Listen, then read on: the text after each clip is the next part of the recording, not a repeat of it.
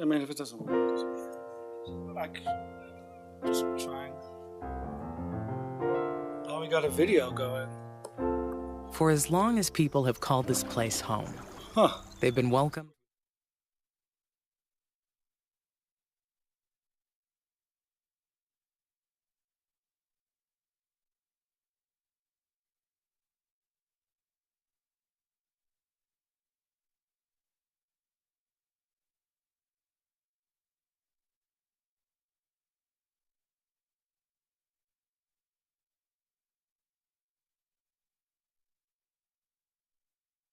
We'll welcome folks in as they join. We have a good mix of folks both online and in the room today. So I'll welcome folks. Let me get settled here a little bit, but welcome everyone to the Tri-County Planning Body meeting. We're going to recording in progress. Recording in progress. So we'll start. Oh, Nicole's also, you're stuck in a train line. I think Patricia might be sitting in traffic right behind you somewhere. So we'll wish you safe travels as the train eventually makes its way from where it is to where it's going. Well, why don't we dive in with some introductions, and then we'll move through our openings and dive into our agenda going forward. So if it's okay, I'll call folks on the screen as I see you. If you could introduce yourself, we'll go around, and then we'll come into the room. Yvette, I have you on my screen. Hi, everyone. I'm Yvette Hernandez. I am a community member. Thank you, Yvette. Matt? Yeah, Matt Chapman, he, his, and co-chair. Thank you. Chair Harrington? Good afternoon, everyone. I'm Catherine Harrington, the elected chair of the Washington County Board of Commissioners, and I want to apologize in advance. I have to leave the meeting at 5:15 today, and also I've been awake since 4 this morning, and which means I'm yawning a lot. So I apologize for yawning on camera. It's not the topic, it's my problem. So thank you. Yeah, that's early, Chair Harrington. Well, we'll excuse any yawning that occurs. Nicole?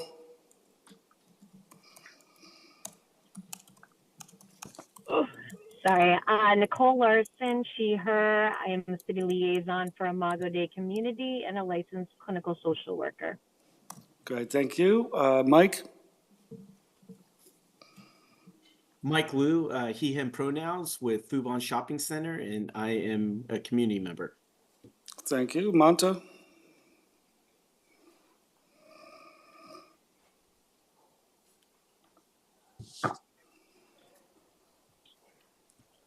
Monta, I can't hear you.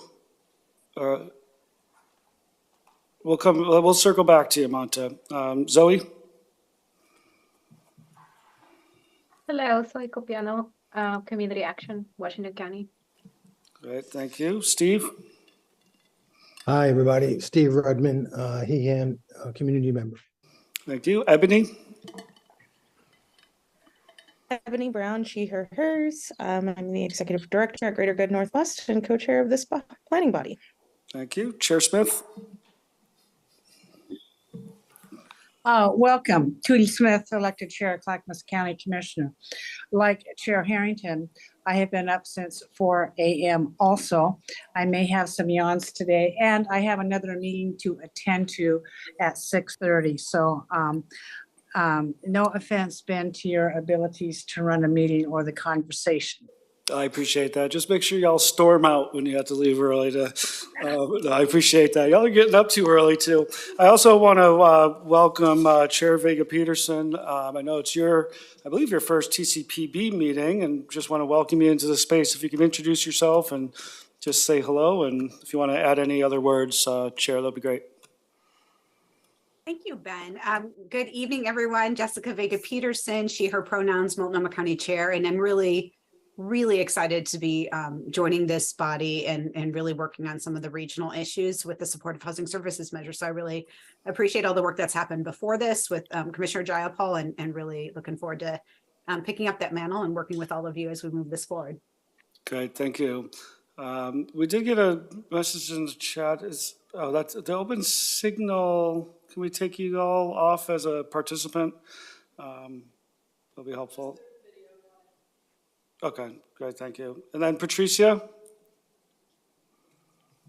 Yes, good afternoon, everybody. Patricia Rojas, I use she in her pronouns, housing director for Metro. Stuck in traffic, but trying to get there. See you soon. All right, thank you. And then Monta, let's try you again. Can you hear me now? Yeah, there you go. Oh, okay, great. Monta Knudsen, I use he, him pronouns. I am the executive director over at Bridges to Change. And I too have my monthly board meeting tonight at 5 o'clock. So I will need to leave at 5. Wow, it's a busy, what day is it? Wednesday? Busy Wednesday. Brianna?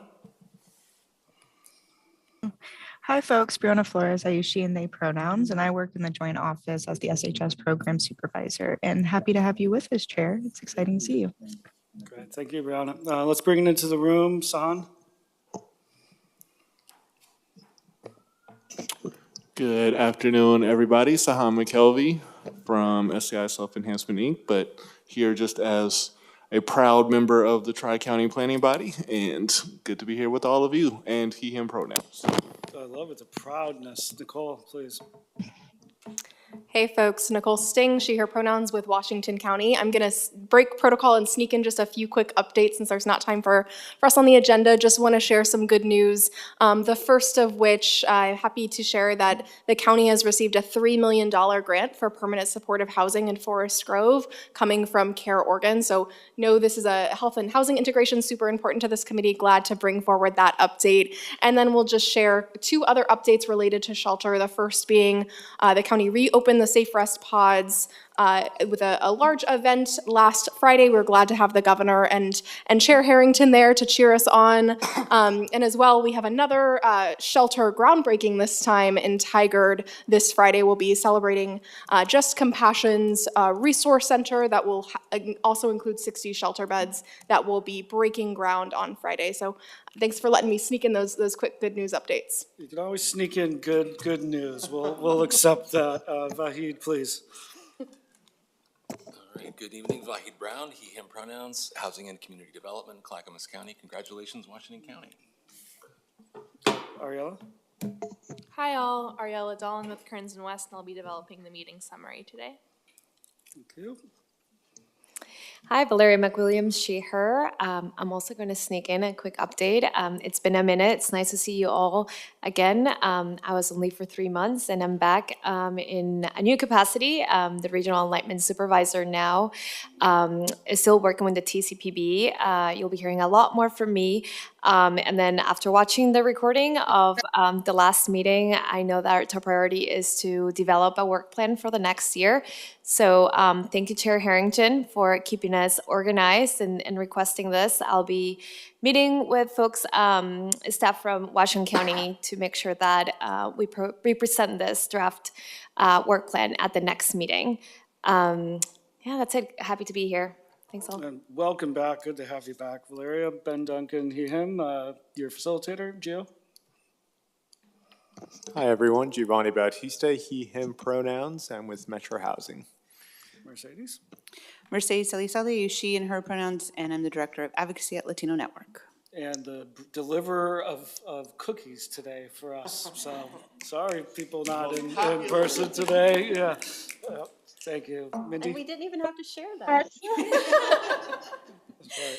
Hi, everyone. Mindy Statlander. I use she, her pronouns. I'm the CEO of HealthShare. Happy to be here today. Thanks, Liam. Good afternoon, everybody. Liam Frost, he, him, his pronouns, Deputy Director of Metro Housing. Good to be here. And then back in the corner there, Malia. Malia Dieters, Metro Housing, she, her pronouns. Thank you. And then Christina, I saw you join since we went on to the online folks. You want to jump in? Hi, everyone. Christina Palacios, she, her pronouns. I'm at the library in Woodburn. And I was told they close at 5, so I'm gonna have to hang up a little bit at 5 and try to be on my phone to finish this meeting. I apologize. But Thanks. They won't stay open late for you, Christina? Not tonight? Okay. Well, thanks for the heads up. I'll recognize we got Israel in the corner there, but I won't make you run up to the mic. Good to see you. Did I miss anybody in our intros? Great. I think we have everyone. So I'm going to lay out a little bit about what we're hoping to accomplish today. And I'm going to start by just asking folks to have a try-on attitude today. So we're, as folks know, and I appreciate the people that contributed to the survey to help us define the outcomes and think about outcomes of regionalization. We're going to be taking that today and applying it to the landlord recruitment goal language and set of recommendations. And we're going to be trying to use some process today that's going to have a little bit of individual effort that we'll explain in more detail. But we are really going to try to marry what you all have put forward as the language and vision for what regionalization can accomplish, and overlay that with our draft recommendations that came from our conversations with Focus Strategies and some additional recommendations that you all put forward. And really the objective today is to walk out with direction to our county partners for the kind of first iteration of taking our goal language that we developed, aligning that with recommendations, applying an analysis, and kickstarting this really important part of our process that we've been a long time getting to this moment. So as we go through this, we'll explain some of the technology and the structures process we're going to use, but I'll just ask folks to do the best you can. And we will iterate in real time, and we will do quality improvement going forward.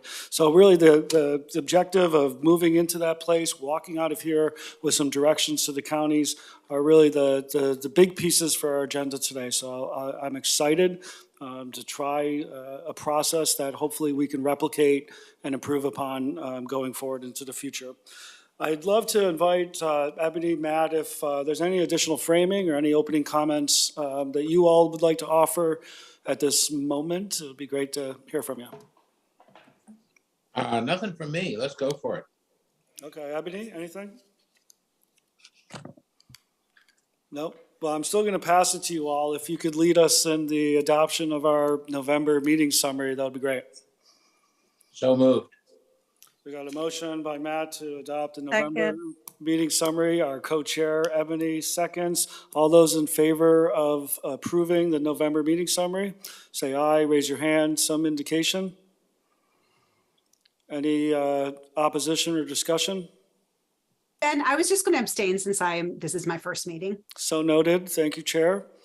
Well, I will say we've approved our November meeting minutes, and we'll make a note that Chair Vega Peterson has abstained. Okay. We're going to now move into public comment. Anna, I'd love to invite you up. We have at least one person. I'll look in the audience. If there's anybody in the audience, this is a time on our agenda that we hold for public comment. You can raise your hand or press, if you're on the phone, *9 to raise your hand. If you're otherwise joining, you can raise your hand and we'll promote you to a panelist.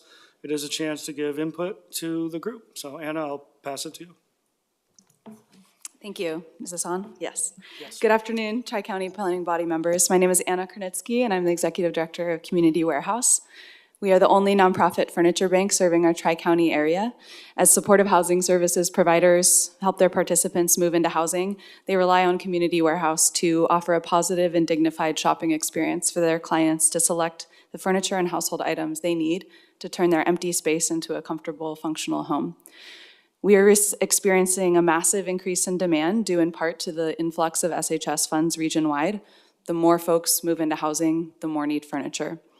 We're currently managing a successful SHS contract with Washington County that has supported a service increase of 35% so far this year, and we're looking to replicate this with Clackamas County starting in January. Thank you, Vahid. There has not been an opportunity to enter into a similar contract with the joint office. Perhaps procurement opportunities have not been offered because we are a niche service as the only furniture bank serving our region. And there has been no public funding for our services in the past before SHS.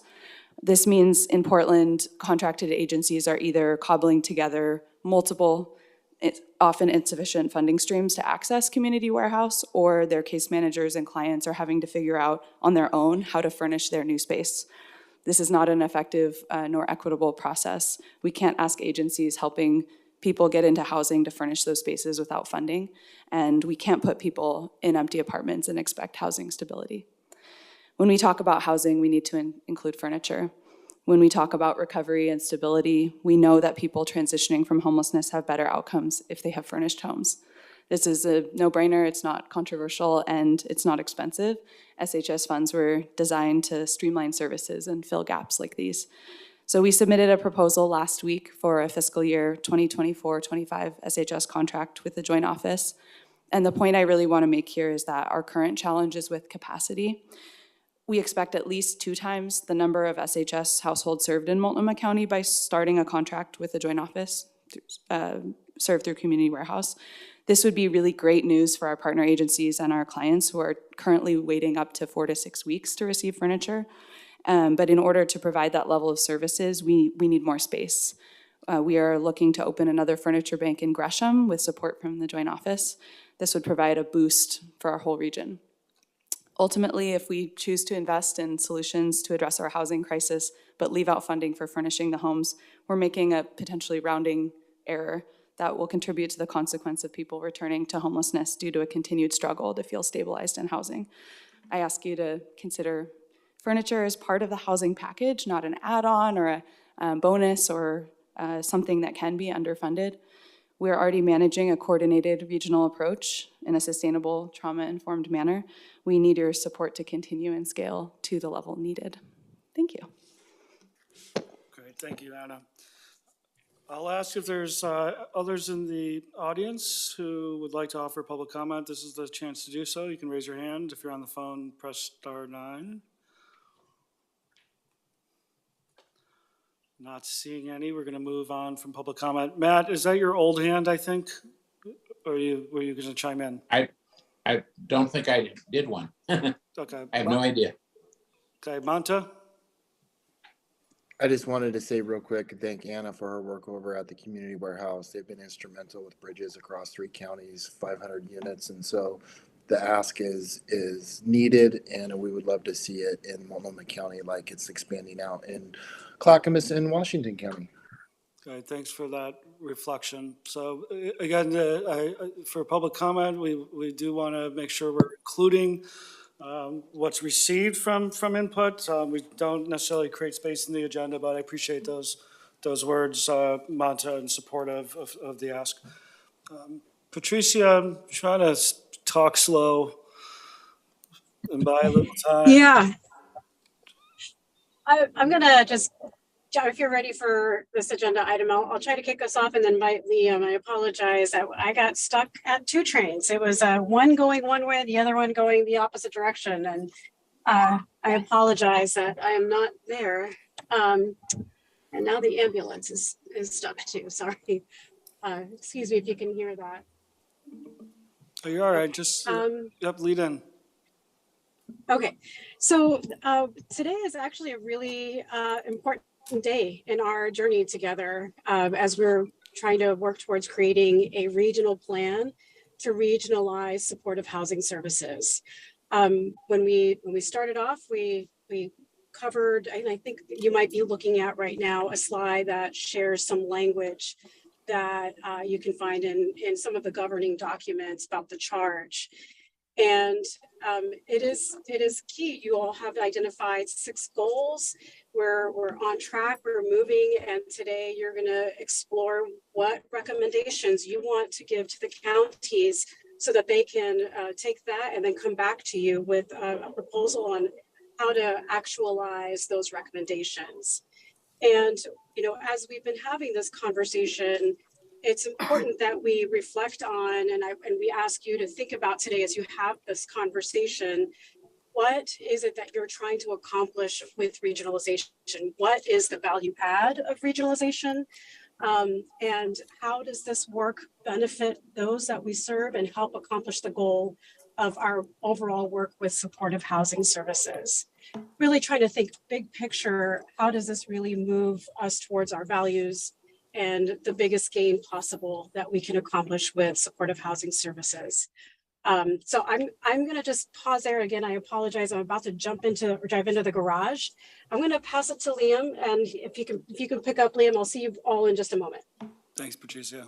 Thanks, Patricia. Yeah, just to add on there, I think when voters approved Measure 26210 in 2020, they always envisioned a number of components to fast track ending thousands of people's homelessness across the region. And I think folks understood that there were parallel tracks. One of the tracks obviously was investing heavily in programs that were already underway in ending people's homelessness, and then launching new projects locally where there were none before. And I think staff across all three counties can pat themselves on the back on the amazing progress that they made and obvious progress that they're going to continue making. I think the separate track there was, well, what is this regional part of this whole thing that I'm endorsing? And I think a number of voters had a different concept. A number of voters have a different concept. And I think over the past year, as we've all worked together, we've seen different versions of what regionalism is for folks when we've had these conversations about the regional plan, especially around these goals. And so as Patricia is talking about this upcoming item, our goal here is to air that out a little bit today so that when we move forward in providing these recommendations, or when you move forward in providing these recommendations in the second agenda item, we really have a better understanding of the outcomes, these regional outcomes that we're trying to achieve. Oh, I thought you were like on an on-ramp. I just dropped off the cliff there. Yeah, and I appreciate, there's a couple things, and then Matt and Ebony, I'd love if you had anything to add, and then I'd like to come to you, Vahid, but just reminding folks, there's that value add piece and the outcomes is two of the kind of pieces of language to really hold on to. Matt and Ebony, I didn't know if you wanted to provide any additional kind of grounding before I pass to Vahid, who can provide some examples of, that'll help illustrate the conversations we'll have. I think, nothing from me, because I think getting to the examples is going to be more important than any insight I might have. Okay, Ebony, anything? I'll keep calling on you. All right, Vahid, it would be great to pass the floor to you. Sure, do you want to advance to the Venn diagram? Thanks. So, yeah, these are some examples of work underway that we've already discussed. Is your mic on? Is it not on? Thank you. It's hard to see the light. It's okay. Maybe it just wasn't close enough. Is that working? I think so. Yep. All right. So, yeah, kind of looking at what regionalization means on a little bit of a finer grain. So broke this Venn diagram out to kind of organize some of the work that's already been underway that has benefited from regional coordination. So, the language on the previous slide about what about regionalization are we talking about that actually strengthens the effectiveness of the implementation of local implementation plans? That's what we're looking for. And that's what we're trying to illustrate here and break down regionalization from a kind of a potentially fuzzy concept, as Liam mentioned, means different things to different people, to some concrete ways that it shows up in the work that we do across the region as three counties working together with this measure. Administrative consolidation is one area where there are efficiencies, or the effectiveness of implementation is strengthened by just having less administrative burden on the carrying out of an activity, and better use of dollars to have an administrative process happen only once rather than 3 times. So an example of that is a tri-county need for a qualified pool of vendors being provided by one county carrying out a solicitation process, a request for programmatic qualifications.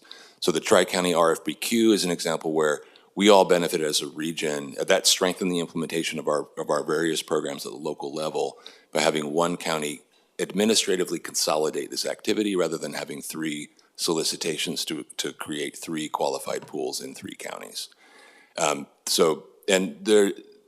These aren't like perfect in the where they sit in the circles in the Venn diagram, and I think the one on the bottom is meant to illustrate that. Like the risk mitigation program, we kind of, it shows up closest to policy coordination, since the counties all work together to define the policies that would, really kind of for the implementation of the program. What are the rates of coverage for what kind of damages, for, how do we distinguish between project-based and tenant-based risk as it shows up for households using the regional long-term rent assistance voucher. So it's policy coordination that really maybe defines that as a regional program, but it also has some elements of administrative and programmatic consolidation, because in this case, it's one vendor for the region providing the services. So that's somewhat of a programmatic consolidation, although we have independent contracts between the three counties, so it's not fully a programmatic consolidation. So it kind of overlaps between these three different areas. And then programmatic consolidation, the Homeless Management Information System, HMIS system, will be administered programmatically. The programmatic administration of that system will be consolidated at Multnomah County. So there's an example I think that we're all pretty familiar with. The point-in-time count kind of illustrates all of them. I mean, we came all together to define over a long process how we wanted to approach this methodologically. This is usually done on the county-by-county basis and the COC by COC, continuum of care basis. So COCs around the country every other year, and some every year, are looking at bonus questions and questions of special concern to local communities that could be gained by including those kinds of questions in the survey at that time. This time we did that together. So we had a regional policy coordination on the definitions of what we wanted to achieve from the point-in-time count. It was administratively consolidated through a contract administered by Multnomah County with PSU's Homelessness Research and Action Collaborative. And it was programmatically consolidated in that PSU's HREC administered it, with support from volunteers and staff at the county levels. So that kind of sits right squarely in the middle of the Venn diagram. All of these are regionalism, and they're all regionalism in different ways, but I think they're all examples of things that in these various ways of regionalizing activities to serve people experiencing homelessness and at risk, we do strengthen the effectiveness of the programs through these types of consolidation or coordination. Awesome, thank you, Vahid. So I hope that folks are seeing a link between kind of the language in the measure, the examples that Vahid was just laying out, and then I think is the next slide. And then what you all contributed, right? So we're going to see this alignment, I hope, between, again, that language of outcomes, of value add. So I do want to just reflect back on what we collectively heard from so many of you that took the time to contribute your ideas in the survey. And a lot of it was qualitative. And so part of what we did in the background is try to take that and lift it up to some themes that we saw. But certainly, some of the results, and I'll just kind of walk through these. So there was a lot of language around kind of what is regionalization. So, right, that attempt to define and respond to, what words and outcomes kind of come up. So people talked about regionalization being centralized, offering spaces for collaboration, that it's comparable work that's happening across the counties, that is connected, consistent, coordinated, operating together, right, and seamless. A lot of words that you all described as kind of what is regionalization. And then folks also offered some ideas, building, in addition to what Vahid just shared, some opportunities and descriptions of what could or what is being regionalized. So it includes things like data collection, metrics and measures, recognizing and addressing shared opportunities and challenges. As Vahid just acknowledges, some of the policies, programs, processes, coordinated services, stakeholder engagement, like point in time count, and then how do we do it? And folks really reflected on, really defining the different ways and mechanisms that regionalization can happen, that it can be built around kind of organization and structures that are shared and designed and developed, that it could show up as regional teams. So there was a lot of input from you all that really reflected your wisdom in helping to shape the conversation that we're ready to have.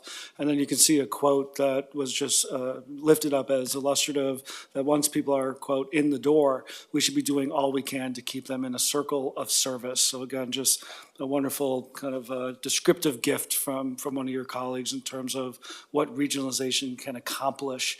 And again, centering on the human beings that we all are doing this work with and for. So if we go to the next slide, some additional kind of outputs or outcomes for regionalization, it should result, right, in better service to people, right, that it's improving our accessibility, that the engagement is done consistently, that the service is portable or moves across county boundaries, that there's cross-sector participation and collaboration, that it's centered on people, and that plans are designed and responsive based on participant needs and participant voices, that it centers and responds to and advances our work around racial equity and racial equity outcomes, and that, of course, it reduces chronic homelessness, houselessness. Folks also named monetary efficiencies. Some of that can be administrative, but really, efficiencies that ensure maximum impact, that leverages and builds on SHS funds, again, in the service of improving people's lives. And then finally, just this piece around systems, right? Efficiencies, improvements, like you saw in the Venn diagram, right, that administrative efficiencies, some cross-sector integration, data reporting, communications, education, shared program design. So, what we wanted to avoid, is there a next slide? There might be a next slide. What does it go to next? Nothing? Okay, so stick on this slide for a second. Sorry, I don't have slides in front of me. I should know these things. So really we made some choices as we were walking into this conversation around not kind of sitting at this high level, really trying to have a conversation about what regionalization is, and really pushed you all, and I think you all can see what you collectively contributed to start talking about what regionalization can mean. And what are the outcomes that regionalization can achieve, and really wanting to center ourselves on that piece. So I'm going to pause, and we can flash back the slides if helpful, but I did want to make sure that folks had an opportunity either for clarifying questions, or if there's some language that you see there that you really wanted to lift up, because what we're going to be doing from here is kind of taking these themes that have emerged and actually applying it to the suite of recommendations that we heard. But I did want to create some space for folks if there was any questions for clarity or anything that you wanted to lift up that you want your colleagues really to hold as we kind of go through our exercise today. San? Yeah. Just point of clarity around the entirety of this discussion. My understanding, as we're having this, as we're discussing regionalization, ultimately, the counties with the funding that they have are able to do what they need to or desire to do as long as that is part of their LIP that's been approved. And our discussion around regionalization is to recommend how we can buttress that concept with the RIF fund. So we're not talking about changing LIPs, doing something different than what counties are already doing. How can we encourage what counties are doing and bring the recommendations of regionalization that we come to a reality with the use of the RIF fund? That's correct? I'm going to go to our colleagues over here. Yeah, Liam. Thanks for the question, Sihan. The RIF, or the Regional Investment Fund, is a core component, but the Tri-County Planning Body is also responsible for developing a regional plan, which will encompass more areas of connectivity among the three counties and to accelerate some of that regionalization work. So it's not just about the RIF at all. Patricia? Yeah. Thank you. So to add to that, and as I hear your question, Sahan, the the regional plan is not intended to supplant the LIPs, right? It is intended to support the LIPs. And the regional plan can add components that would then result in changes that would need, or like additions that would need to be incorporated. So there is language that points towards, like, if there is a reason for LIPs to reflect something in the regional plan, there's time and direction for counties to do that. It doesn't mean that they have to. It doesn't mean, it really depends on what it is that is the content. But again, it isn't intended, the regional plan isn't intended to really get into programming services for people. It really is intended to be that connective tissue that supports those services for people. So it is more infrastructural in nature. It is what elevates the work that's happening on the ground. I hope that helps answer some of the questions. But there, I mean, to your point of, like, it doesn't supplant the LIP, but if for whatever reason there is something that comes up in a recommendation or in a component of the plan, there may be a reason that it needs to be reflected, and there is language in our governing documents that speaks to that. It doesn't imply that that will be the case. I'm looking at your face, Sahan. Are you satisfied? I understand. Okay. Yeah, okay. Okay, well, let's come back if you want to add more. Mercedes, please.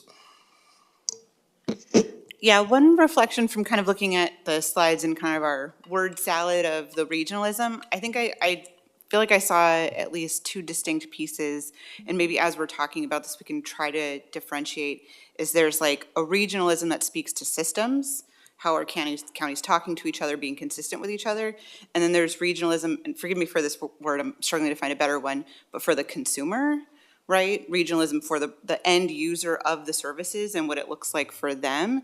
And I feel like those are different things and create different expectations. And so I think as we're kind of getting into our exercise, I'm gonna do my best to try to differentiate when I'm talking about something from a community member's perspective versus something that's more of like a system regionalization. Yeah, and I appreciate that, and I think we'll also appreciate you I'll add that as a collective challenge, right, to hold, and when it's critical and important to do so, to differentiate. But also I think that, over time, and probably today as well, you'll see recommendations that speak much more to systems, much more to consumer or user-centric, or whatever the language that folks was using. So I think it's both. And I imagine that, again, trying to think of, regardless of whether it's a user-centric or a consumer-centric, or whether it's a kind of systems change, we're still thinking about what the outcomes are, right? Is it improving efficiency, effectiveness, right? Streamlining process, reducing kind of cross-boundary barriers, right? All these things that you kind of see in the recommendations and the language that came out of the survey. But it's a great challenge and reflection, Mercedes. Are there any other points for clarity or anything that you want to lift up before we kind of think about how we're going to apply what you all contributed to and actually move through a process? Chair Smith, please.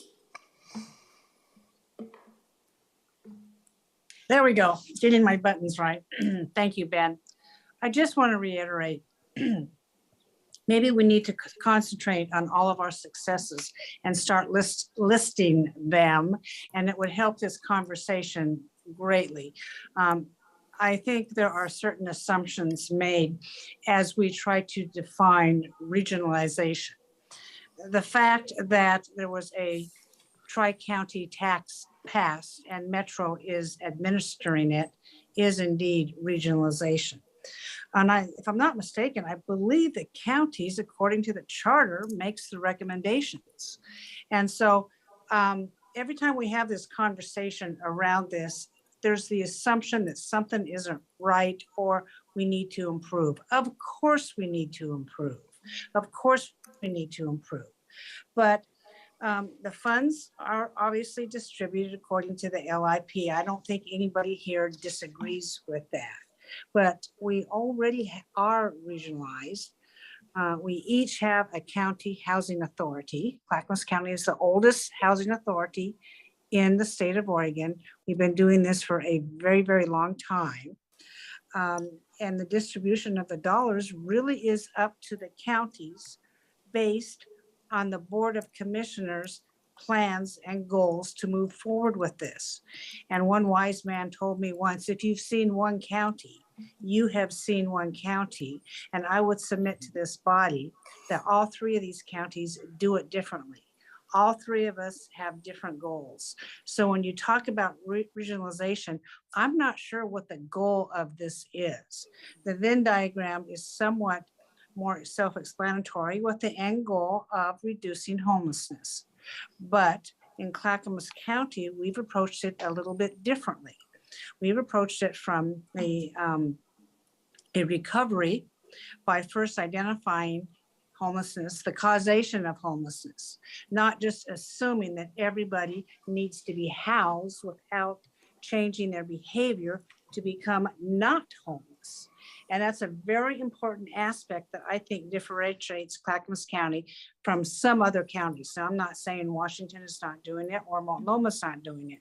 But when we look at regionalization, I think there needs to be enough flexibility in this to have counties do what the counties do best. Thank you. Yeah, thank you, Chair. And there's a couple process pieces, right? So I think today is an analysis of the type of recommendations that emerged.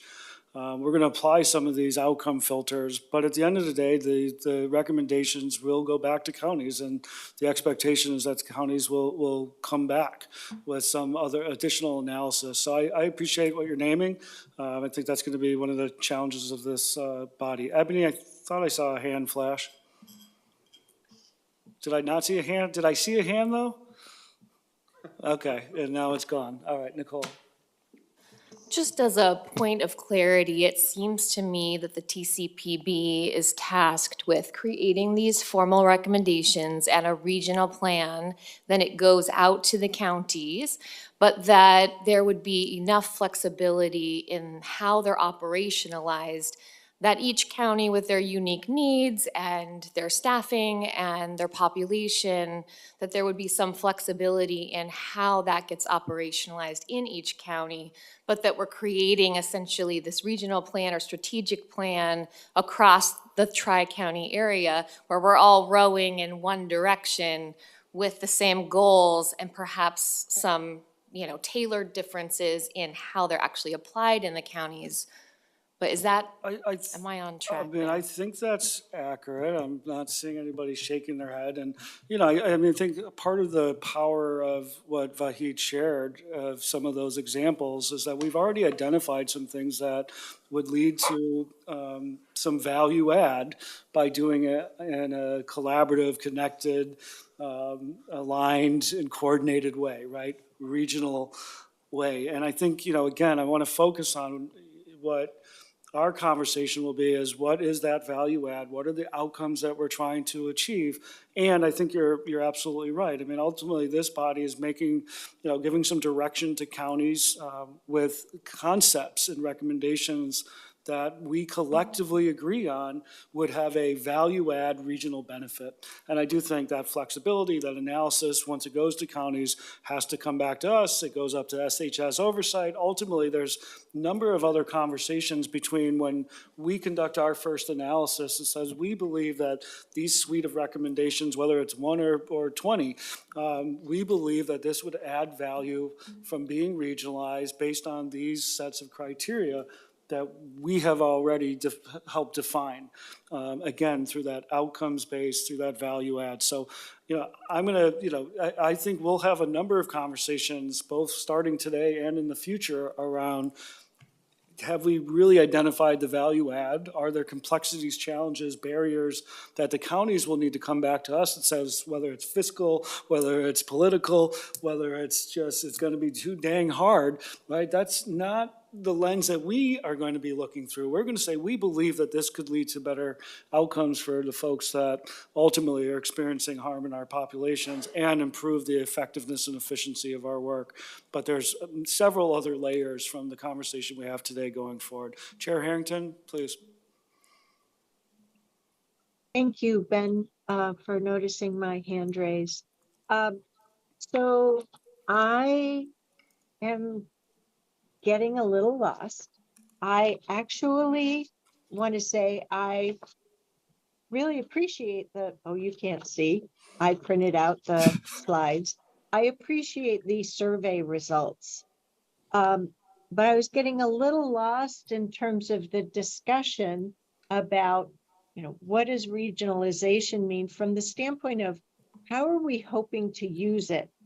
So I pulled out my handy dandy packet and I reminded myself, we have 7 regional goals. We also have a regional investment fund, so a pool of dollars to direct towards further work to help us deliver on whether it's the 7 regional goals or for additional capability to help us achieve regionalism. So I'm not at this juncture, while I appreciate the information that's on the slides as it helps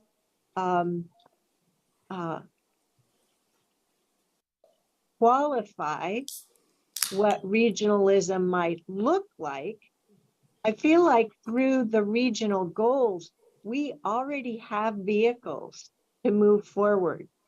Now, if what we're really trying to get to in the application of these regionalism words is with regard to the regional investment fund and how might those funds be put into practice for these goals, I'm all for that conversation too. But I feel like we're sort of off in this weird universe talking about the LIPs and what does it mean for regionalism and whatnot. I don't see how we're working towards something versus it just is very ambiguous to me. Well, But that's just my 2 cents. No, I appreciate that. We're going to try to make it less ambiguous and bring us out of that universe. But first, let's hear from Sahan. I don't know if I'm going to make it less ambiguous or not. But part of the reason I asked the question I asked before was because I don't want to set myself up for a frustrating conversation, and I don't want to facilitate or be a part of a conversation that is not going to matter in the end. And Chair Smith, I appreciate what you said, and I'm not sure exactly what you were, if you intended to say what I heard, but what I heard was, we can come up with whatever recommendations we want, but your county is going to do what your county is going to do. And if that's the case, then that's great. That's why I asked the question initially about what recommendations we are coming up with here is not going to necessarily inform the application of the LIPs as much as it is going to inform what we can do to buttress those with the RIF fund. Because I want to make sure that we're having a discussion and a conversation about something that we are able to actualize at the end of it. I don't want to have a whole bunch of conversation about recommendations that will go to the counties, and then the counties have the ability to say, we're going to do what we're going to do anyway, and we're not going to follow those recommendations. So I'd rather be making sure that we're recommending something that could be applied through the RIF fund to supplement whatever the counties are already doing. And again, I just don't want to set myself up to be frustrated in this conversation and get to a place of, why did we come up with that? Why did we recommend that? Why did we get to the end place where we're at if it's not going to be actualized anyway? Well, I'm not going to promise a lack of frustration, but Liam, did you want to jump in? Sure, I think the contributions we've heard already justify the exercise that we're about to engage in, Ben. I'm listening to different folks have different perspectives of what we want to see from regionalism. And then to speak directly to you, Sahan, around ending up in a frustrating end to this process, as you're all maybe perhaps painfully aware at this point, this is an iterative process. Originally, the counties came and presented some gaps in areas where things could be regionalized, and those gaps could be filled through regionalization. We ended up with 6 goals to that end. We went back to a consultant. The consultant brought us some recommendations. Some recommendations bubbled up here. So the next phase after today around the landlord recruitment is that you all are going to give some guidance. The county's going to return with the proposals. And if there is a budget there that requires the RIF, you all get to approve or deny. And that's your leverage there, Sahan. That is the critical piece in that path. And through this iterative process, we would hope that we don't get to a point where the counties are presenting something that you all reject. We hope that through this back and forth, we've all come to a place of agreement and a Venn diagram of almost a circle. But I just wanted to point out that there is that end point for you. Yeah, so let's go Ebony, then Chair Vega Peterson, then Nicole, and then I'm going to ask us, as I started, to do some trying on thinking, to work through a process, because I think we are trying to fundamentally answer the question. In some ways, you're posing, Sahan, that we're not putting things that we don't believe are going to have a regional benefit, right? And I want us to enter this conversation in good faith, that our analysis is not just about sending everything that we can to the counties, but it's really saying the things that we are going to try to put forward, we believe are going to add benefit because they're regionalized and not just done county by county in a way that is not maximizing the potential of the work. So Ebony, then Chair Vega Peterson, then Nicole, and then I'm going to move us to the exercise and again ask you all to do some trying on. Ebony? Yeah, I mean, I share Sahan's feelings around having a conversation that may lead to frustration because of lack of involvement, but I also want to get some clarity around Smith's comments around what Clackamas County is doing, and it sounded very against housing first. And so I just wanted to get some clarity around that, because a lot of the stuff that we are doing does kind of center around that. So I want to make sure that if we are furthering this conversation, that we're keeping that in mind. So Chair Smith, I don't know if you want to offer any clarity, and Ebony, I don't want to go down a very specific path around Clackamas County, but I do want to, I think you've been named a couple times, Chair. I'd love to give you a chance to speak to the mic. Yes, thank you, Ben. No, we are not against housing first. What we don't want to be dictated to is warehousing people into homes, into houses, without trying to figure out why first they are homeless. And that is the issue. That is a huge philosophy difference, I think, in Clackamas County than maybe some of the other counties. I'm not pointing fingers at other counties necessarily. We do house people, and Vahid Brown, you're in the audience. Our homeless population have decreased for the last 2 years in a row by 30% for each year. So obviously we are doing something correct. Additionally, the amount of dollars that's coming through to Clackamas County, our metro boundary is the smallest boundary of any county, and I'm not asking for it to be expanded whatsoever. And my point is, we are running out of spaces to do this with. So you can say housing first, housing first, housing first. But unless this body really looks at causation and why people are on the streets and how we can get them into housing, they don't have to go into housing. I mean, I think we're rather Pollyannish because we're sitting on this big committee because the voters voted for it to think, oh, because we say people are going to go into houses, they can decide not to. We cannot force them into housing. So I think it's imperative on us to maybe consider a different way of doing that. I know I'm not a popular person with this body. I don't plan on being a popular person with this body, but I do think it's my duty as the elected chair to let this body, who I think is well-intended, you're volunteering your time to try to help the solution, to let you know that there's a different way of thinking out there. Yeah. Well, thank you, Chair Smith, for offering some more insight. Let's hold that, right? And I appreciate you speaking your truth from your positionality. Let's go Chair Vega Peterson, and then Nicole, and then I'm going to move us into the next part of the conversation. And I imagine there's some things we can revisit in future discussions. Chair. Yeah, thank you.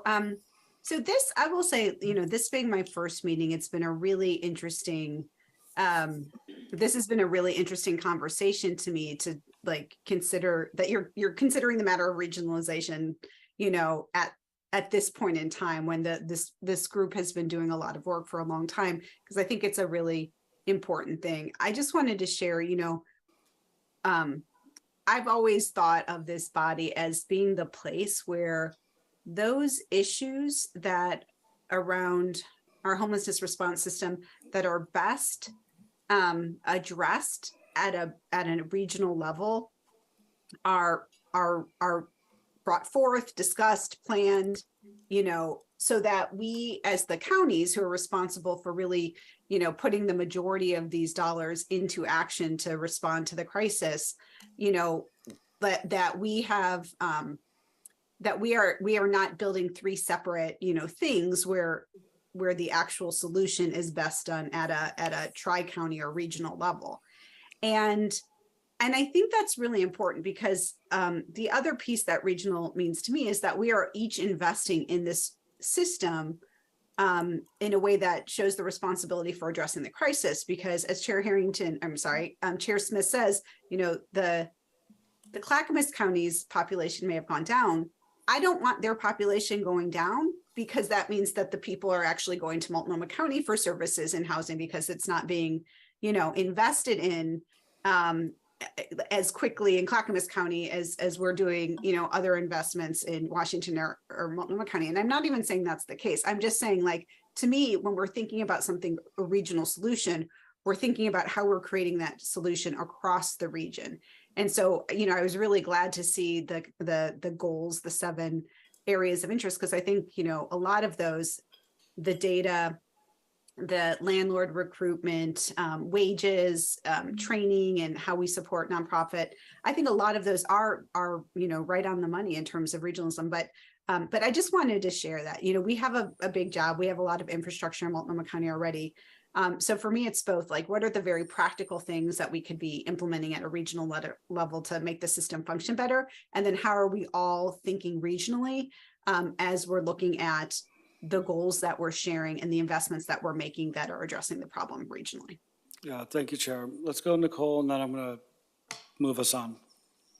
Just a quick process clarifier, maybe Liam, you could help with this, but in terms of the RIF, as we are talking about regionalization, it sounds that it's not for direct service or directly applicable to the goals, but the RIF is to be spent more on, you know, helping with the regionalization aspect and the implementation. So how should we as a TCPV be thinking about that kind of on the back burner as we're listening to like landlord recruitment or thinking about how we're going to operationalize that?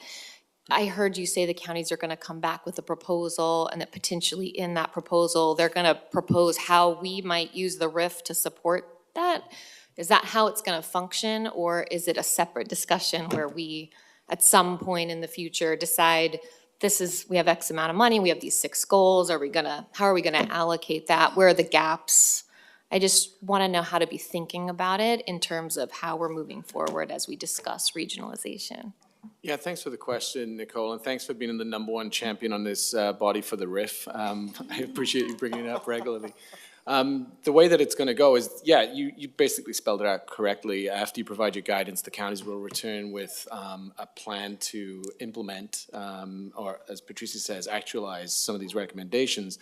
And that will mean metrics, timeline, and budget. And the RIF will be part of that. And as I mentioned to Sahan, it'll be up to this body to approve that. Or ask for more detail, or, you know, to kick it around a little bit more. But yes, they will propose a budget and you will approve or reject it. But we would hope that we get to the point where you approve. And I think Patricia would like to add a little more. Is this off? I don't know. It's on. Okay. Something I heard, I think, in your question is, so the goals will be incorporated into the plan, right? And so it would be eligible for the REF. The idea is that the Regional Investment Fund is the resource to pay for the initiatives in the plan. It's how we get that plan implemented. So what we have to start with are the 6 goals, and this is the first of those where you will actually dig in and say, all right, here's what we would like to see in the world. This is the change in the world we want to see. Hey, counties, help us get there and come back with a proposal. So that's So, but it is essentially designed to pay for the implementation of that plan, the goals being part of that. Great, thank you. All right, so now we're officially moving on. So I'll just say a couple things as we move. So just reminding folks that the goal that we're focusing on tonight, landlord recruitment and retention, was a goal that emerged through conversations around an issue area that we collectively agreed could benefit from regionalization, right? So this is not the conversation around what is regional. It is, are there opportunities to get outcomes that can improve people's lives and maximize and make more efficient our systems, all the things that you all named. This is our chance to apply it to a suite of recommendations to see that we can make a collective argument that doing certain recommendations will move us in that direction. So we're gonna work through a process, and again, I've used this phrase, try on. This is something we haven't done before, so I'm hoping it's gonna be smooth as ice and not clunky. So we're gonna send each person through the chat. We're gonna put in the chat a link to a survey, okay? The survey is gonna have each of the recommendations, and we have some extra computers in the room if folks don't have a laptop in front of them. We're gonna ask you literally to take up to 20 minutes, and it's a quick survey, it's yes, no, around a set of outcome indicators that you all developed. I don't know, can we share a version on the screen so we can preview what you all are gonna do? We're actually just gonna ask you to do this in real time. So if you go, I don't know what it's gonna look like. It's gonna surprise me. So this is not the easiest thing to see on the screen, just given the light, but hopefully viewers at home can see better. So for each of the recommendations, you're gonna have these outcome indicators. So for the first thing you need to answer, yes or no, does the recommendation apply to the goal? If it doesn't, you say no. Does it lead to greater portability, right? The ability to move across providers, systems, geographies? Does it result in ease of access? It's your interpretation. What we're gonna do is ask you to go line by line, yes or no, complete this survey, and then we're gonna look at the results together. We're not gonna give you any more real direction on this. We want you to, again, try on, right? Use your own judgment, as Mercedes said earlier, however you choose to look through the lens that you do. We're gonna ask you to kind of use this survey, work through it. We'll give you about 20 minutes to do it, and then we're gonna come back, show the results, and really have a conversation to say, does anything need to come off this list? If it doesn't connect to the goal, if it's not achieving any of these outcomes, then we're not putting it forward, right? Our goal is to collectively say, what are we actually gonna provide direction around recommendations that connect directly to this goal that we came up and agreed that it would be benefit from regionalization and recommendations that meet these outcomes. Right? So I'm gonna stop there with hopefully no more direction and no more questions. I'm gonna ask folks, we're gonna put in, and just, you can turn off your camera. We're gonna take about 20 minutes, want you to walk through that survey, and then we're gonna come and discuss the results. I guess I should ask if there's any questions around the process. So we're gonna put the survey in the chat. So then we need to log into the meeting. You Get to the chat. You have to log into what? I just sent the link to our committee members who are. Okay, so the link should go through your email. There's also a link in the chat. You can also do it on your phone. So it's 5:05, so give some grace and try on. At 5:25, I'll do a process check about 15 minutes. But if folks can go through the survey, complete it, and then we're gonna talk about the results together. Does anybody need a computer, or is that okay?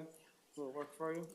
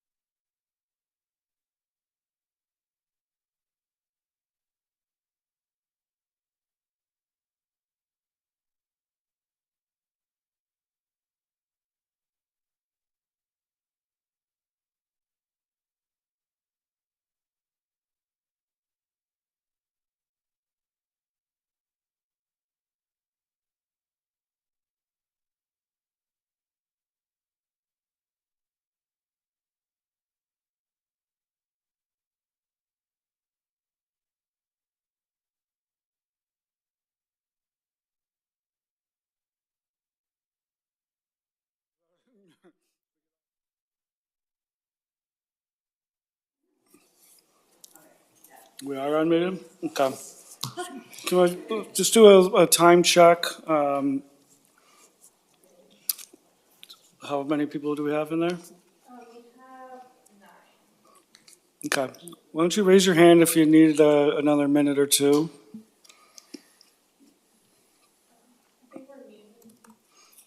No, Malia says we're not muted. Ebony, can you hear me?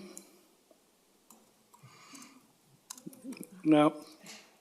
It says click to, oh, no, that's join audio separately. Hello, hello, hello. Nobody can hear me? Hello, hello, hello. Is there anybody out there? Just not if you can hear me. Is there anyone home? Old Pink Floyd reference. Yeah. Hello. It's me.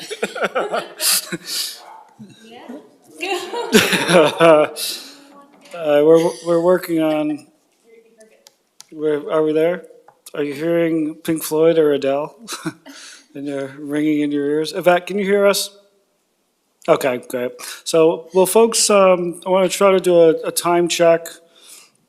I want to bring folks back in. So either if you want to raise your hand or turn on your camera, so I know you're back in the space. Counselor Lewis, hello. Do you want to say hi, since I don't think you're here when we did introductions? Yes, my apologies. I am late, so I'm the opposite of the county chairs and just joining, and good to see you all. Yeah, it's you're abiding by the, there's only, 3 electeds at a time allowed in the room, is that? Welcome, thanks for being here. So, does anybody need another minute? We're up to 12, okay, so I think we've gotten critical mass. What I do want to do is open up if there's anyone who still had a question, and I know we've learned some lessons already about how to structure this and make sure you all have kind of the context and information, but is there any questions about the descriptions? Like if you left an answer blank because you wanted to ask what it meant? Hopefully folks were able to cross-reference the recommendations, but. Okay. Well, we're going to do a couple things here. So we're going to share a screen, and I want to walk through each of the elements. And what my first question is really going to be is really what do we call it? A filtering out. So if we start looking and filtering in and filtering out. So if we look at the outcomes and every single person said yes, then we're going to consider that a recommendation that we don't need to further discuss. On the flip side of that, if there's any recommendations where everyone said no across the board, that it doesn't meet those outcomes, then we will move those to a no and we will not have further discussion. For everything else, I'm going to open it up and just try to see kind of how and where we want to land as a group. If there's a little bit of dialogue about yes or no, and then I think we haven't really talked about how we'd move forward, but I'll kind of poll the group and see kind of what level of agreement there is, and then ask folks for maybe a formal vote to move a recommendation forward. Does that make sense? Okay, so we're going to share the screen. So you can begin to see results. So can we get the screen up on the big screen? Thank you. It's very difficult to see. I don't know if we can blow up the, yeah. It's still a little difficult to see, so I'll kind of walk through it. So I'm going to start. Is there any, God, I'm just like putting on my glasses for my own computer right in front of me. Is there any 100%? Doesn't look like. How about that? Ebony, jump in. Are you saying overall 100% or just in the first portion? No, I was just looking at whether any of the Yeah. recommendations reached 100%. If you look, yeah, I mean, there's no 100% for an entire recommendation, but I mean, there are 100% for some of the Yep. items in there. Yep, so let's work through, so let me just ask this question. If it was 100%, are folks good with moving forward? Is there any concern that if everyone said, yes, this achieves a regional outcome, that we're okay not having any conversation about those? I think the better question, Ben, is at what percentage do we need to have a conversation about that? Because we only have 30 more minutes left in this meeting. And we have a lot. I'm going to ask the group. Do you want to recommend something? Mindy, jump in. Can you just clarify what moving forward means in Oh, this context? yes, so moving forward would mean that the recommendation is going to become part of the direction that we're giving to counties to come back with a plan. Got it, thank you. Right, so these are recommendations that we want to move forward to the next step of the process, which is the counties exploring further and coming back with their plan for how it could be done. So Ebony, you asked a question. I guess I don't think we have an agreement on, this is the first time we've done this.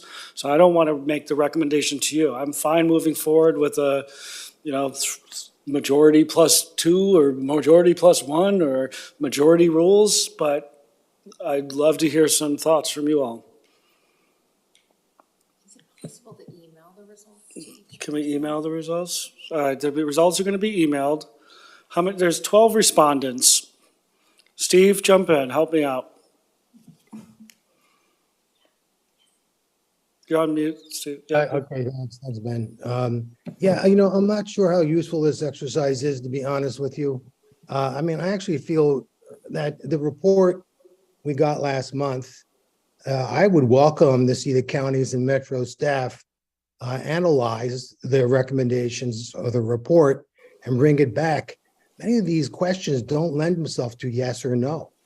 These are not simple issues, so I don't really understand the utility of our exercise. I believe we need more information and some recommendations on which priority items to proceed on, and then we can discuss that with more information, I think, from the counties and Metro staff, as opposed to just looking at the report that is now a month old. Good, thank you, Steve. Mercedes? All right. Oh, yeah, Mercedes, jump in, and then Ebony, I'll come back to you. Yeah, and maybe another way to think about this is more around prioritization. So like, for example, I put a whole bunch of no's on like the communication education one, because that by itself won't produce any new units, won't create any more streamlined engagement. It's a necessary part probably of launching a new program, but it's not the deliverable. And so if we get reports back and it's like 4 pages long and 3 of the 4 pages are about a communication plan, I'm gonna feel like we're not on the right page. So maybe instead looking at how we've rated these and use those to prioritize what should take precedent in the plans. Thank you, Mercedes. I agree with Mercedes, because I was the second one that was saying no to the first questions. Okay, so that's Nicole, and then Ebony, did you, oh, she's on the phone. All right, Nicole. I was just going to agree. I think just because an answer maybe had a no doesn't mean that it isn't a part or a necessary component to the overall process, but it isn't in and of itself going to accomplish that end. So. Well, let's keep hearing from folks. I really do want to, this is, as I said at the beginning, this is a try-on. We haven't done this before. Wanted to try to align the type of outcomes with what we put forward. So it wasn't just that we would put every idea that we could think of out and say counties come back to us, but that we had some level of thoughtfulness and some set of indicators that we were using to help inform that. Now, informing can mean start with the ones that our people have clearly said that they believe are important, that kind of more related to prioritization.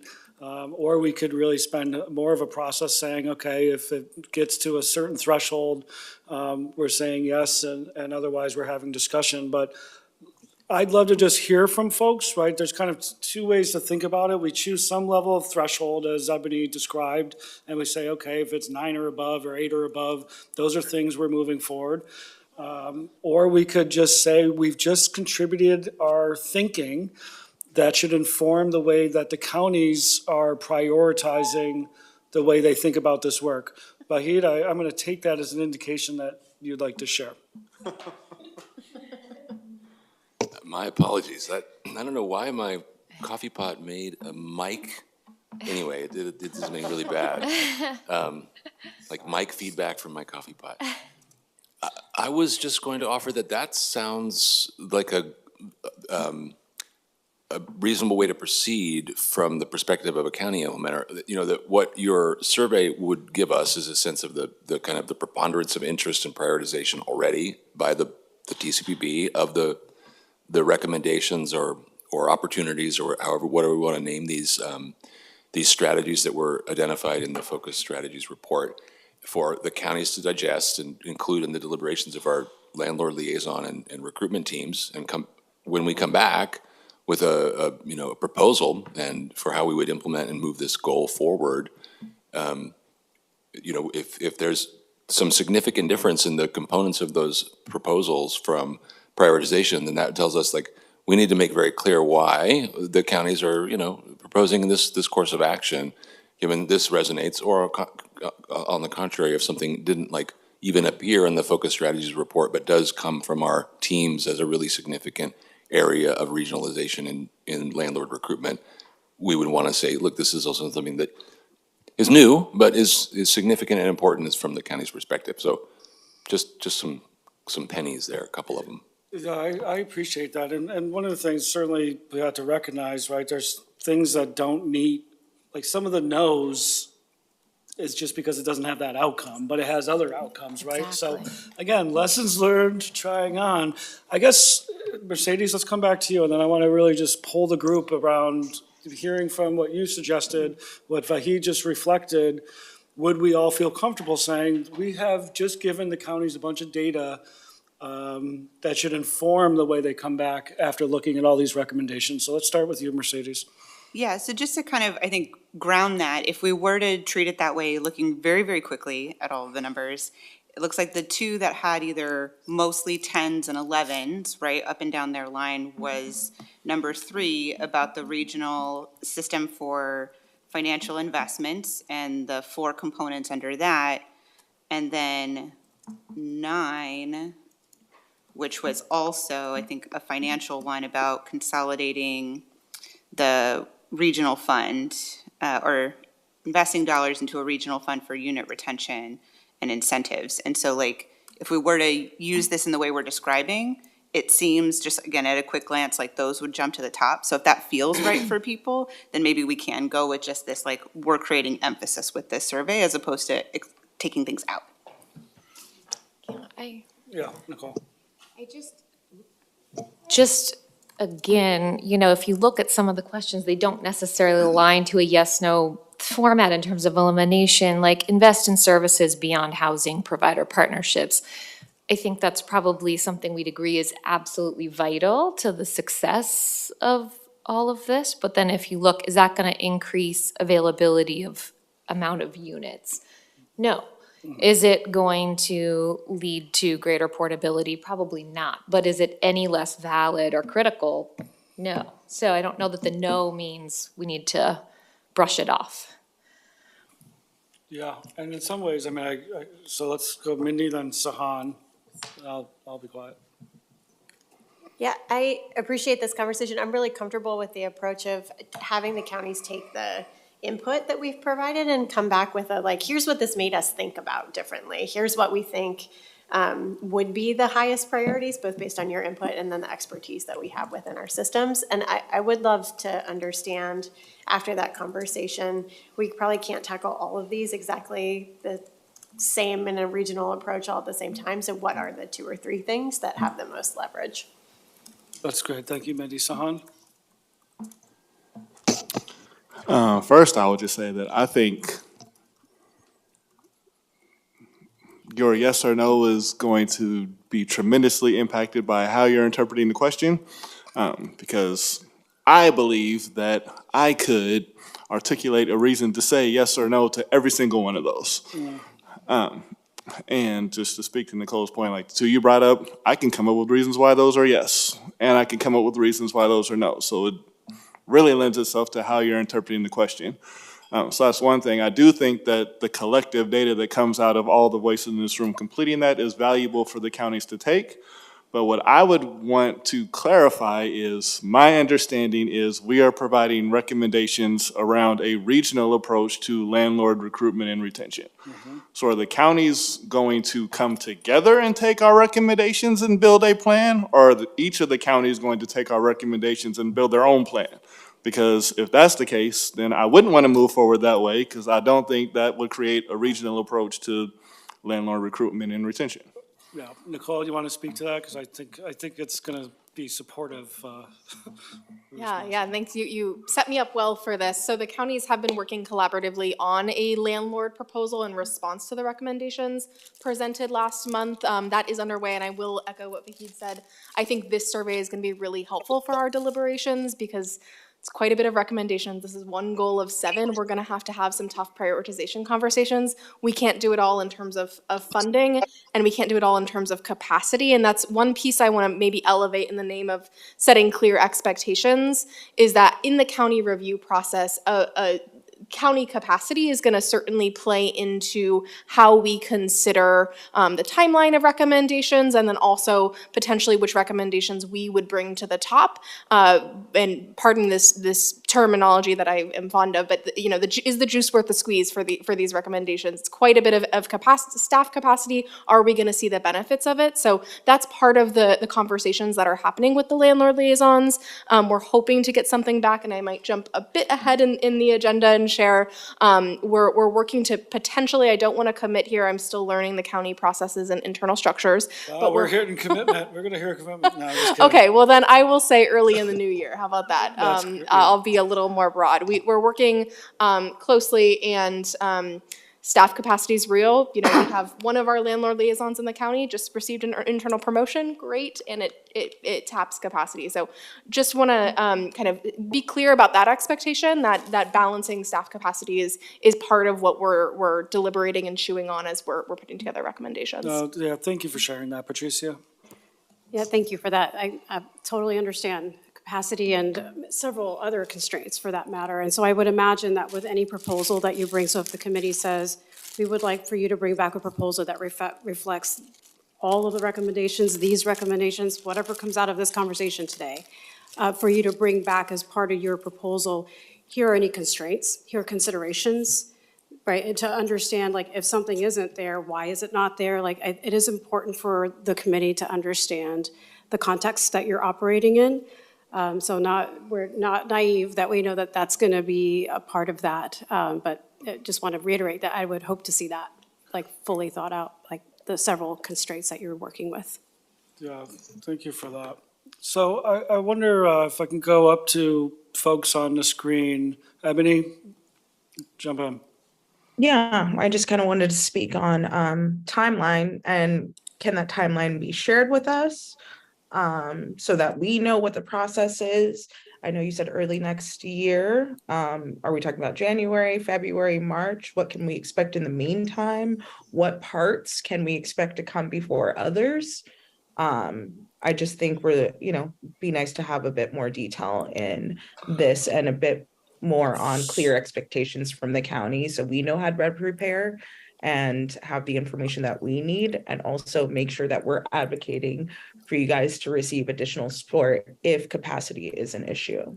So without nailing you to a date, I think what I'm also hearing Ebony give some latitude for is some communication and transparency, getting closer to that solid date. So I do want to give you both a little bit of grace to not say, hey, we'll get it to you 2 weeks from now. But I think what I'm also hearing is we don't want to hear this sometime after the new year. So without some communication and transparency, I'll go to you two and then come to Liam. So any just thoughts around communicating a more transparent process map for that timeline?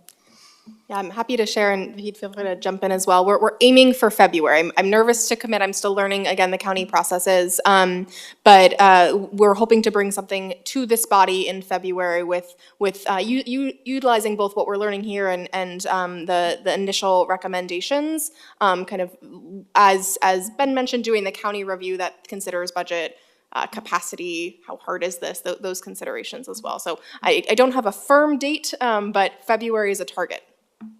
And what can we expect from you guys on this subject in January?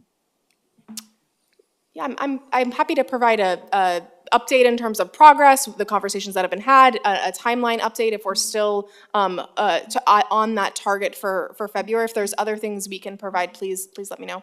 So, yeah, and I appreciate where you're going with this, Ebony. I mean, I think part of what I'm hearing as the ask is, yes to February, but some transparency around the steps you're taking between now and then to get to that date, which I think will help this group understand, not just for this process, but for future recommendations, kind of what are the internal structures and processes that need to be kind of followed in order to come back and do your due diligence. Vahid?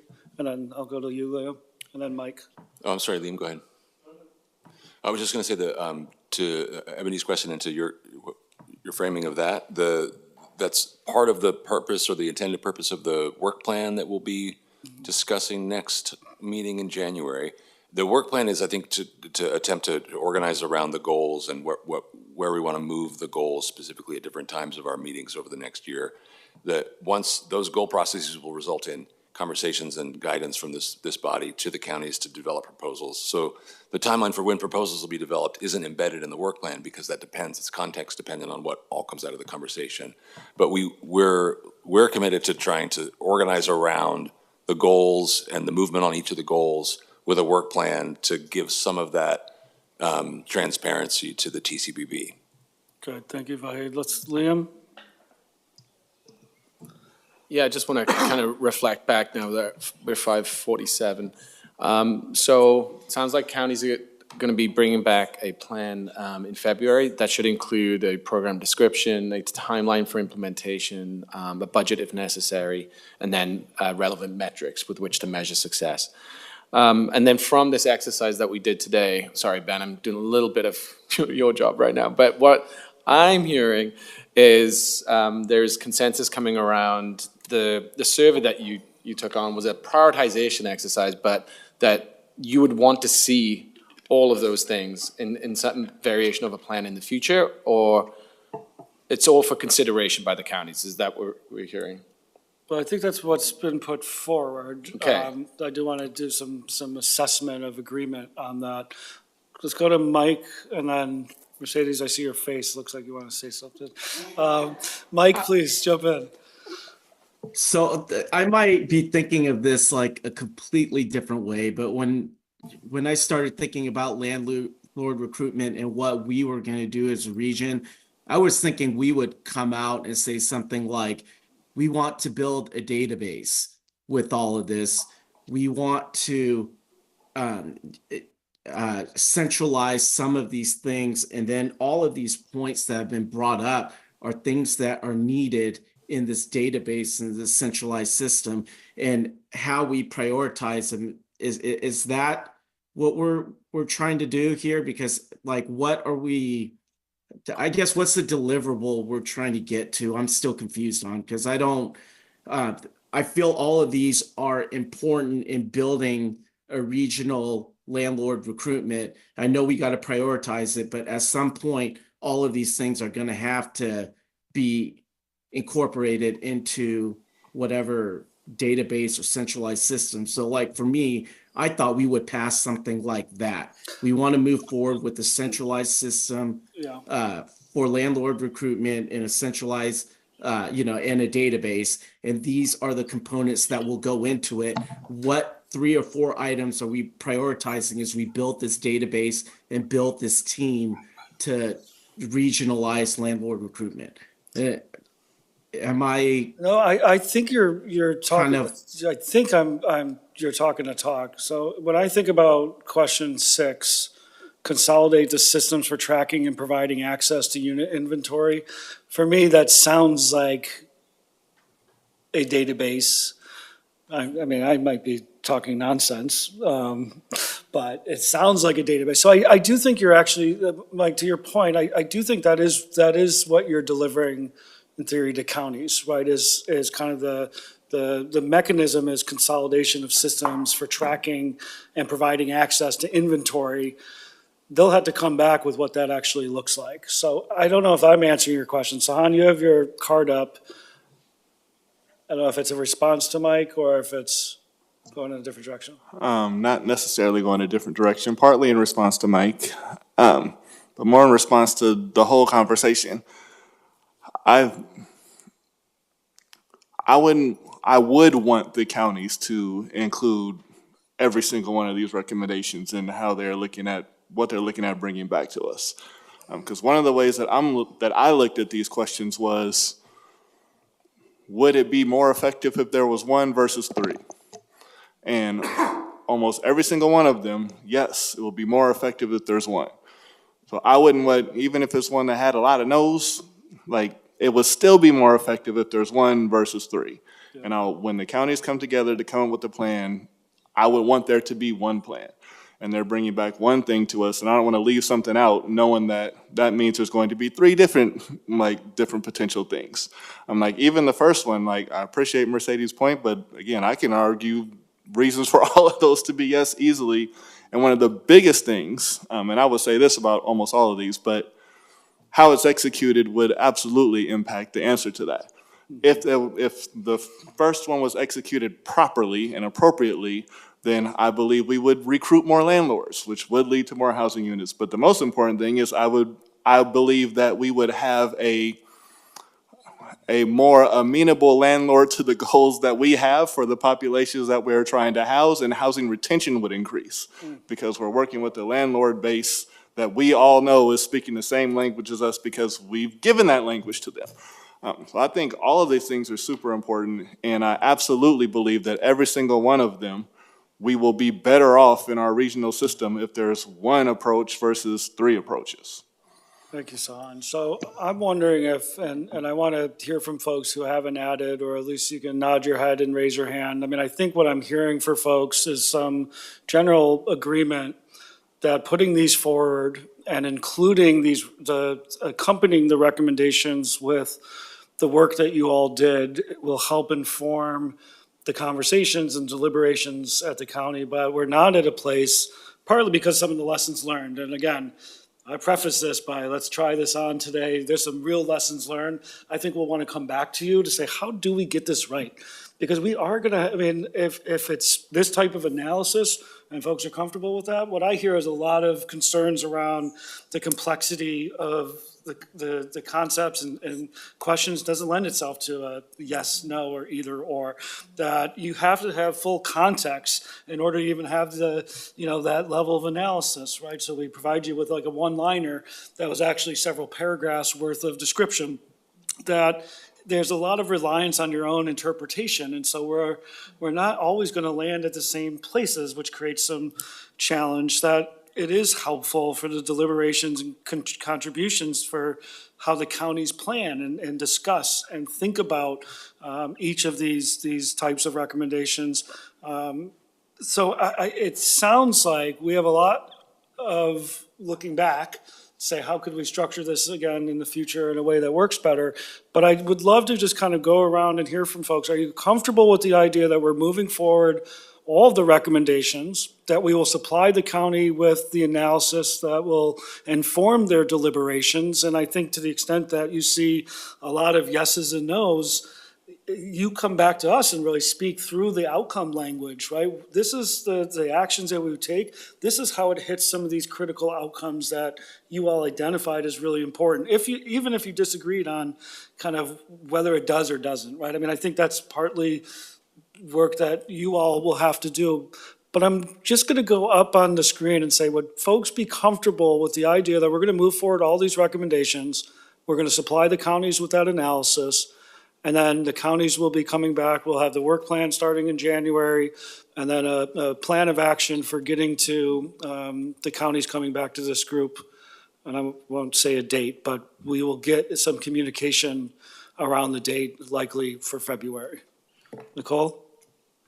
I just feel like if we submit the survey results to the counties, other than the representatives who are here today, who understand that I think there should be a qualifier attached to it that says something, that it is rather subjective in nature, and a no answer doesn't disqualify it from being extremely valuable or essential, that all the components are necessary, and it may not impact that one particular question, but it doesn't lose any validity and how important it is. So some sort of language that clarifies that for somebody who's not at this meeting and reads it and doesn't eliminate stuff. And the other thing that we didn't do a yes, no, and I didn't see a lot of disagreement, was that the outcome indicators, or those themes that you all contributed in the survey, you all named what the outcomes are going to be. So I do think there's some clarity around the top line of the yes, what we were asking yes and no's about.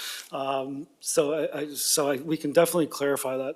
Sahan, is that an old or new? Yep, new. Well, first, 100% agree with what Nicole just said. Definitely provides some level of clarity, but also just want to offer that we were doing that survey in 15 to 20 minutes and looking at a question that was taken from a several dozen page memo. My expectation would be that as the counties are going through this, they are fine-tooth combing every detail of the several dozen page memo and have a greater level of clarity than we may have had in some of the questions, which is partly why I 100% agree. I don't want people to look at, oh man, that one got 4 no's, so we can skip this section of the memo. Yeah. Okay. Go through it all thoroughly, and there was a lot of valuable information there, and I think there is a level of consensus around all of it is valuable, and we would want the counties to consider all of it. Good, thank you. Let's go Mercedes, then Brianna. Yeah, and I just want to pull on a specific example of that. So I think, for example, in the survey, the one around problem solving had a lot of like 50% yes and no. And I don't think that's because it's not important, right? But that it may actually be better handled as a very hyper-local response, because you don't want just some service provider responding. You want that service provider in that neighborhood serving that person to be responding. And so maybe part of even the report back in January is like clarifying, we have not included these in the regional plan, but we've tagged these for maybe like technical assistance or other strategies, because this is important for the totality of this, but this won't be one of the things that we centralize or consolidate. Yeah, thank you for lifting that up. So Brianna and then Ebony. Yeah, folks, I just want to say real quick, I know I've been a little bit more quiet this meeting, just kind of taking it all in, but just kind of to reinstate what the other counties have said, like we're committed to making sure that, we can take this, the findings of the survey into account with what we're working towards. And again, I really appreciate some of the folks lifting up that, any framing that we can give for our folks that are directly working on this, our landlord liaisons being in this, is super helpful for us and how as we navigate this process. So just wanted to share that, and I appreciate the effort that's gone in to kind of solidify these. I know there's going to be questions and things that come up throughout this process, but we are working together in tandem to try to provide, regionalization where we can, and if there's places that come up where we can't do that, being as transparent as we can as to why that is. So just stating that out there, and again, appreciate the work that's going into this, and we're working on it, and I'm looking forward to us coming back with that plan. So thanks. Thank you, Brianna. Let's go Ebony and then Liam, and then I'm going to ask for a level of agreement assessment. Ebony? Okay. Yeah, I would also ask that along with these results that the counties go back and look at February, in which we also prioritize certain things that should be in the landlord recruitment proposal. And that might give some further clarification and detailed discussion on these items. That's great. Thank you, Ebony. Let's go Liam. Mercedes, is that still up? Yeah, you're confusing me. Liam? After hearing some requests for additional context and additional information from Ebony up on the screen there, I think once the approval process is done here, Metro staff can put that that together and memorialize that exchange on behalf of the TCBB to the counties. That would be great. Thank you, Liam. That's a nice preview of a next step. So I'm going to ask what I think I'm hearing as some collective agreement that we are willing to move to the direct and with what Liam just described, Metro kind of packaging up our discussion and some of the caveats and additional clarities. Is that a word? For the discussion we just had, but we are going to move forward. The recommendation then would be to move forward all of the attached recommendations, including our analysis, some context around the analysis, but we are not taking away anything. Are folks comfortable moving that forward? And I guess I'll just look with a raised hand, a thumbs up, an aye. So that means everything's going to move forward to the counties? Is there any opposition? I Yeah. don't, I prefer for the survey that we did not to go out. Just because, we are dealing with another group and, it's just, it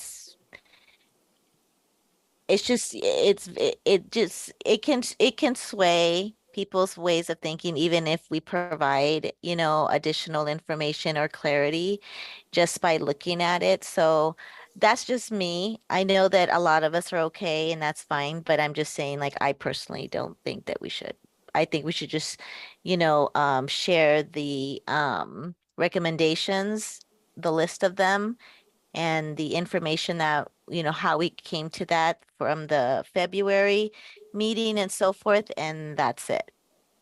And could you give a little more, could you talk about the concern just about, I know we're right at Yeah. time, but just share a little bit more of the concern? Because we'd be sharing kind of the bar graphs and percentages, but jump in, yeah.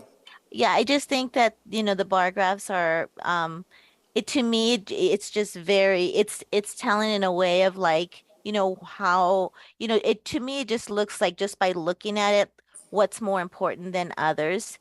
Even though we're going to provide clarity, it's still like a very big visual for folks. And it just depends on who's there reviewing the information and still moving forward with the graphs. So that's just my feeling of it. And, I just want to state that. No, I appreciate you naming it. I guess if I could ask you really quick, would that be a hard no if I asked the group, or would you be comfortable moving forward with your opinions noted? Yeah, I'm okay with moving forward with my opinions noted. Thank you, Yvette. I appreciate you just naming that concern. And I'm going to put some ownership on our county partners, right, to hold what Yvette just brought into the room, that this is not just post it on your website and be like, look at, whatever it is, but that you're using it to inform your conversation, to deliberate with good intention and meaningfully. You're good? Okay, so Steve? Yeah, just real quick, when we mentioned counties, I'm not sure, does that mean counties and Metro? I would hope it does, because I would like to see staff kind of come together, and if there's difference of opinion, we get to hear it. I think the thing that was missing today is the discussion was not framed. Thus, we all coming from our own sense of what's important. And we need to have some common frameworks, I think, to move forward. I appreciate that, Steve. So I imagine Metro is engaged, of course, with the counties as part of the conversations. Valeria, they're pointing at you, so that's your responsibility. Awesome. Well, we are at 6:03, so we've come to agreement that we will move these things forward. I've captured some lessons learned. As I said at the beginning, this was a try-on type day, and I just appreciate folks' willingness to dive into the process and to be candid about what worked and what didn't.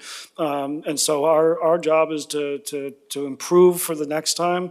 We have a number of recommendations and goals that we're going to be moving through together over the next year. And I hope that we can really work and solicit your input or elicit your input to actually improve the process. So what the conversations we're having are more meaningful, that you're prepared to have the discussions, and that, to Steve, your point, that we set frameworks that that help make sure we're all entering in the same place. So, but I just want to appreciate everybody for the grace. I think you learn and you fail forward, as my old mentor used to say. Any final thoughts, Liam?